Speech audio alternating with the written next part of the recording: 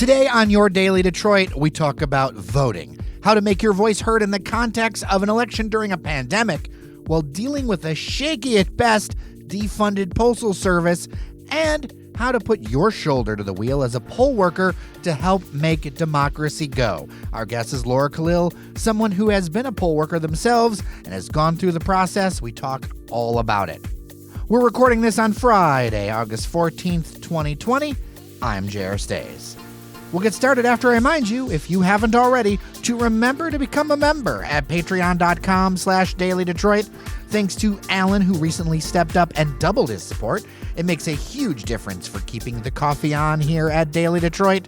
Also, if you have feedback on the show or a question, you can call us at 313-789-3211. You can give us a jingle and we may use your message on the air. All right, let's get started on saving democracy. With the general election coming up just around the corner, there are concerns about voting from a few different angles. We're going to walk through those with Laura Khalil. She's a friend of the pod, host of the Brave by Design podcast, and she worked the polls during the primary in August, so she has some firsthand experience. So, Laura, why is Michigan facing a shortage of election poll workers? Well, the problem is most people have noticed if you've been to the polls to vote, is that those polls are typically staffed by retirees. But due to the pandemic, these at-risk groups are vulnerable to getting COVID-19. And because of that, we're facing a really serious shortage of election workers, precinct inspectors, and election inspectors. These are the people who are paid to assist voters and count ballots on Election Day. Well, I noticed that there were some of those issues. Here in the city of Detroit, there was a number of precincts that they opened late because a number of poll workers just didn't show up. Right, absolutely. So it's important that people get out there. So, all right, I bet you there's a lot of listeners, and we've gotten a couple of questions around this. Like, it's like a magical process. Like, how do you even get to become a poll worker in Michigan? How do you register? Yeah, I mean, this is a great question, and I had a lot of questions about it too. So we're going to break it down. And one of the things I did in preparation for talking to you, Jer, is I spoke with Victoria Mitchell. She is the clerk in Berkeley, Michigan, who actually helps us to demystify some of these. So the first thing is, how do you vote? How do you get involved? Well, you can be as young as 16 or 17 if you're a Michigan resident. If you're over 18, you must be a registered voter in the state of Michigan, and all of that presumes that, yes, you have to be a U.S. citizen in order to register to be an election poll worker. And you can get involved and learn more about that at michigan.gov/democracy MVP. There is a lot of FUD or fear, uncertainty, and doubt. People, they've never dealt with the process, so they don't know. Are you required to register with a party to do this? You are not required to register with a party. Actually, in order to be an election worker, you must legally choose one of the listed political parties on the election inspector application. So you're not required to have a political membership. But I want to actually tell you a little bit about this because I never realized this until I worked at the election poll. You know, as an election poll worker, we're not allowed to look at your ballot once you have begun to fill it out. So if you have any questions about filling out the ballot or even inserting the ballot into the machine, you may notice at your polling place that there will be two people that approach you to help you, sort of from afar. And those one has to be a Republican and one has to be a Democrat. And that is actually to help preserve the freedom and safety of elections. So we do require that at our polling places, we have a mix of Republicans and Democrats, but you are not required to register with any party. Do you have to live in the county that you'd like to be a poll worker in? Because these Detroit concerns, I get messages about them, and some people are from the city. Some people want to help out. And then other folks, it's something where they're taking care of family or something, and they're maybe in another suburb than they normally would in these pandemic times. So do you have to live in the county that you would like to be a poll worker in? Jared, that is such a great question. And it is one of the questions that really confused me as well. So I want to clear this up. You do not, in the state of Michigan, you do not have to live within the county that you would like to serve as an election inspector. The only requirement, though, is that you're a registered voter in the state of Michigan. So if you want to work in a different county, such as, let's say you live in Oakland County and you want to work in Wayne because you want to help with some of the shortages in Detroit, you absolutely can do that. You just have to be a U.S. citizen. And I mean, is there any cheddar involved? I mean, do you get paid? Jer, let me be real. If you're in this for the money, you're not going to be very satisfied. But yes, you are paid. You are paid at least minimum wage.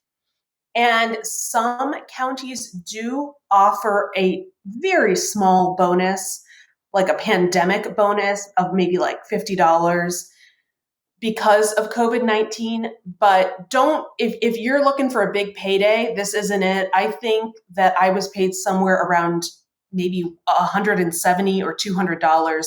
And that's for, oh gosh, it starts at 6 a.m. and I left the polling place at 9 p.m. So that's 15 hours. Wow. That is a commitment, especially considering what's going on out there. Did you ever feel unsafe? I didn't. And one of the great things is counties are providing PPE. Cities are providing PPE. So we had masks, we had gloves, we also had sneeze guards. Those are sort of those plastic walls between you and the voters. We also, for people who are concerned about going to their polling place, I can tell you what we did is we had plenty of disinfecting wipes, and we would wipe down every single polling station after it had been used.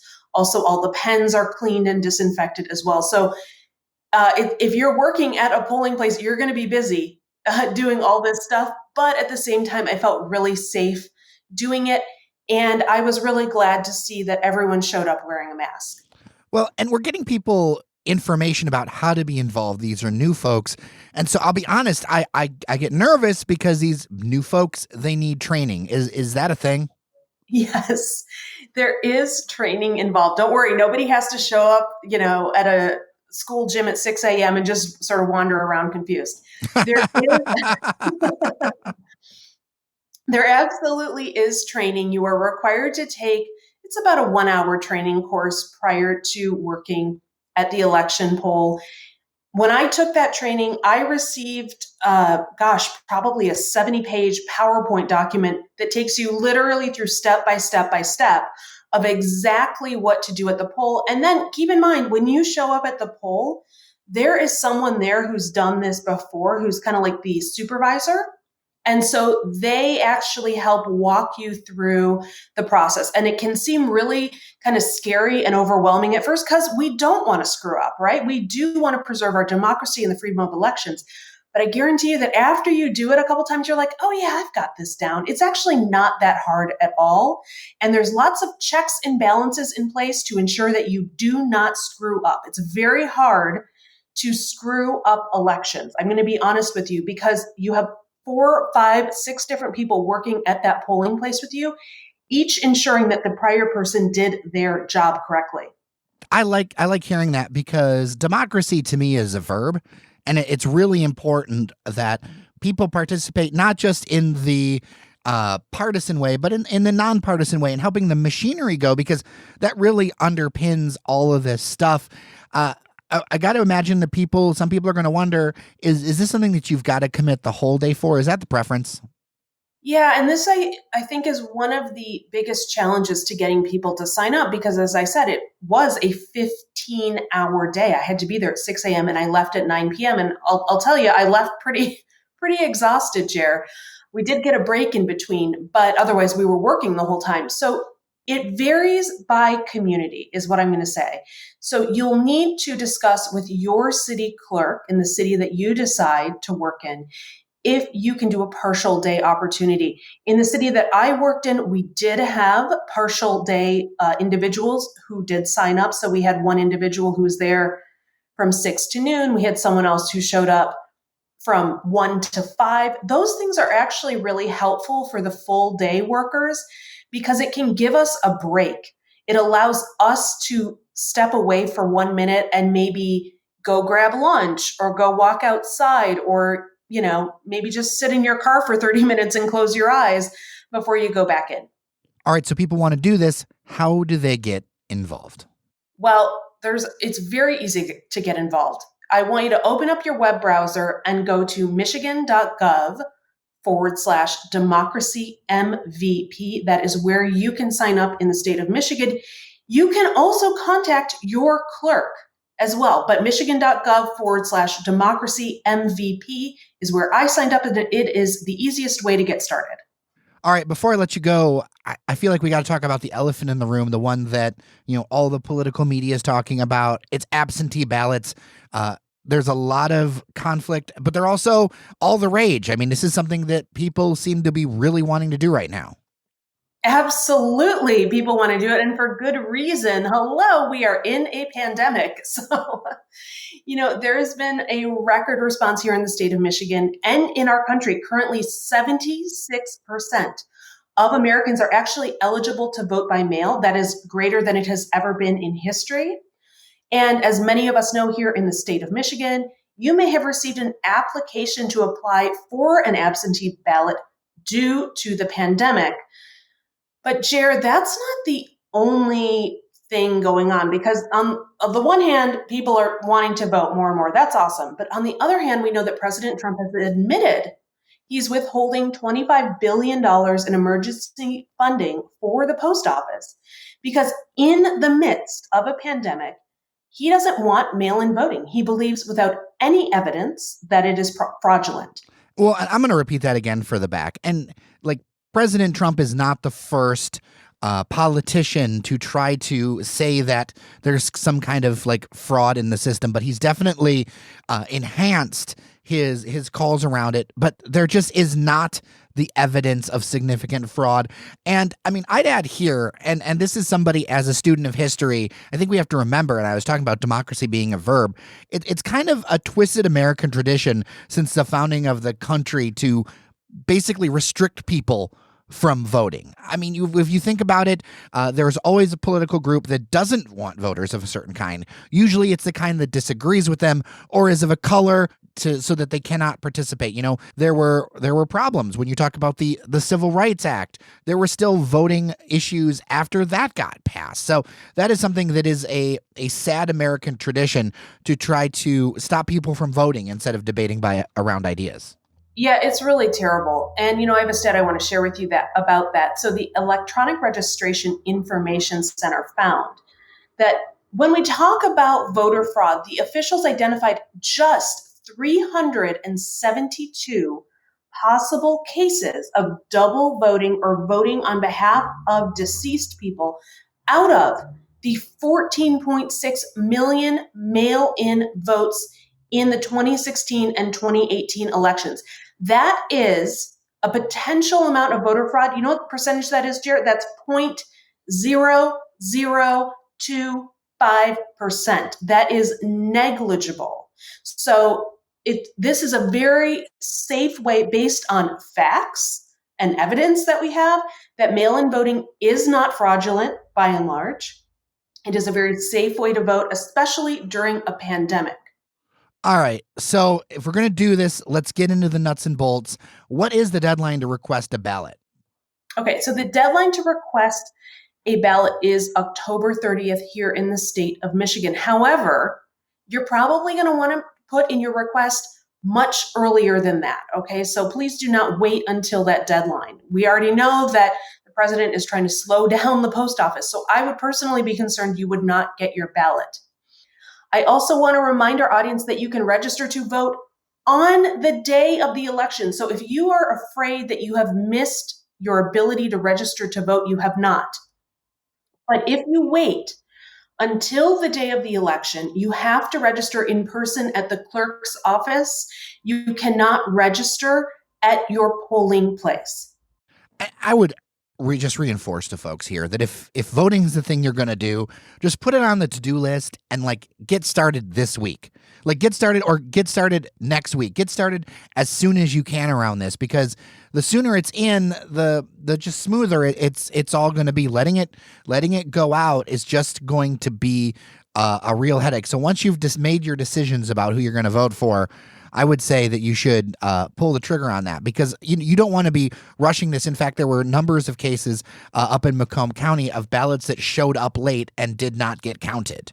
Do not wait. And most clerks' offices have a ballot box outside of their office. So if you're afraid, oh gosh, I missed returning my absentee ballot, you can actually return it to those boxes.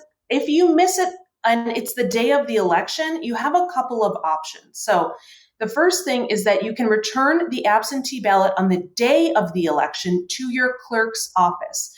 Do not bring it to your polling precinct.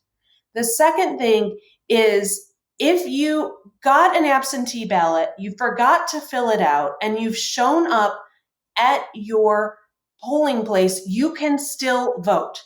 So there is really no reason you can't vote. And for people who are listening to that thinking, wait a minute, I could send in a mail-in ballot and I could go to the polling precinct. Does that cause fraud? The answer is no, because when you go to your polling precinct, what happens is we see a note in our system that says you were sent a ballot or you sent in a ballot. So we know that you may have already voted or you have the opportunity to vote. What happens then is that we make sure that the ballot we give you is only counted once and is not counted twice. So don't worry about there being any kind of fraud around that. That's why we have all these safeguards in place to protect our elections and protect your right to vote. Well, this has been really enlightening, Laura. I do appreciate your time on this. Laura Khalil, friend of the show, host of the Brave by Design podcast, and who knew, poll worker. Hey, another thing to add to my list of accomplishments, Jer. Proud to do it. Since we recorded this interview Friday morning, there are some new developments. It's been revealed, thanks to the Washington Post, that the United States Postal Service sent letters to 46 out of 50 states, including Michigan, warning that it cannot guarantee all ballots cast by mail for the November election will arrive in time to be counted. The bottom line is, when it comes to vote by mail, even if people follow all of the rules we just talked about, the slowness of the Postal Service may disqualify their votes. And on top of that, a new decision to decommission 10% of the Postal Service's sorting machines has postal workers saying flat mail like letters and ballots could slow down even more.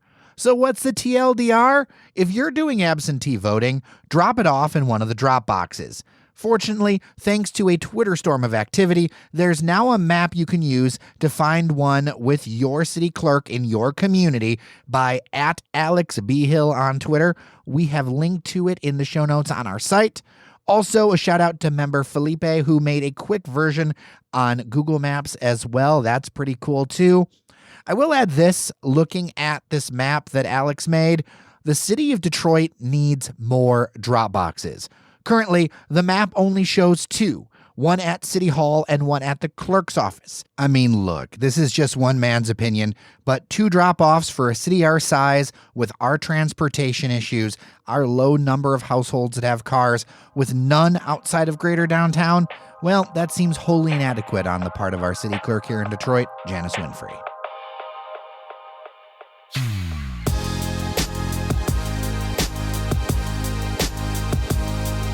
All right, that'll do it for today. If you have feedback for the show, give us a ring at 313-789-3211.